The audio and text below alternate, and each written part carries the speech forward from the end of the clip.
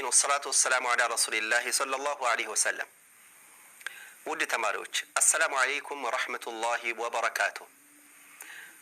በዚህ መጽሐፍ ላይ የተካተቱ ሁለት ምዕራፎችን አጠናቀናል።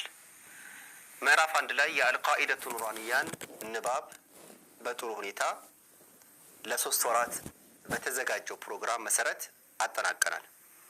ከዛም በተጨማሪ በአልቃኢደቱ ኑራንያ ንባብ መሰረት ሱረቱል ፋቲሃ፣ ሱረቱን ናስ እስከ ሱረቱ አልቃሪዓ ንባቡን ተከታትለናል። በዚህ በምዕራፍ 3 እየተማማርን ቆይታ የምናደርገው ደግሞ የንባብ ህጎችን ነው። እነዚህ የንባብ ህጎች መሰረታዊ የምንላቸው ናቸው። በተለይ በንባብ ዙሪያ ላይ ልናውቃቸው የሚገቡ የንባብ ህጎች ስለሆኑ በጥሞና እንድትከታተሉ እጋብዛለሁ።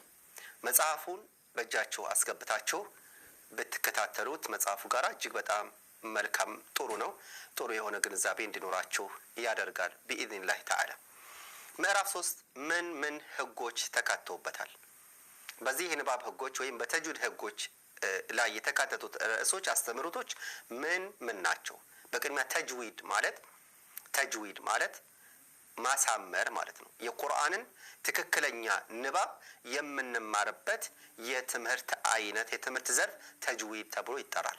ታዲያ የተጅዊድ ህጎች ስንል የንባብ አሳምረን የምናነብባቸው የንባብ ህጎችን የምንማርበት የሚያስተምር የሆነ ክፍል ነው ማለት ነው። ስለዚህ ተጅዊድ ተብላችሁ ከተነገራችሁ ወይም ከሰማችሁ ተጅዊድ ማለት ምንድነው?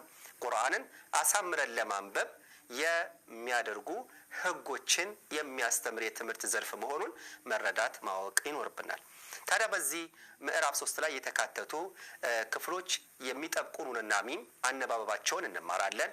የኑን ሱኩንና የተንዊን ህጎች ኑን ሱኩንና ተንዊን ኑን ሳኪና እንዲሁም ደግሞ ተንዊን አነባበባቸውን የምንማርበት ህግ አለ። የኑን ሳኪናና የተንዊን ህጎች ማለት ነው። የሚም ሱኩን ህጎችን እንማራለን። የላም አል ህጎችን እንማራለን። መሳቢያዎችን እንማራለን።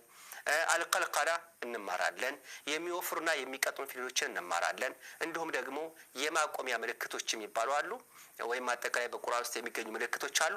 እነሱን ምልክቶችን እንመለከታለን። ስለዚህ በዚህ በተጅዊድ ህጎች ላይ የተካተቱት እነኚህ ርዕሶች ናቸው። ቀለል ባለ መልኩና አጥር አድርጌ ለማሳየት እሞክራለሁ። ተከታተሉ።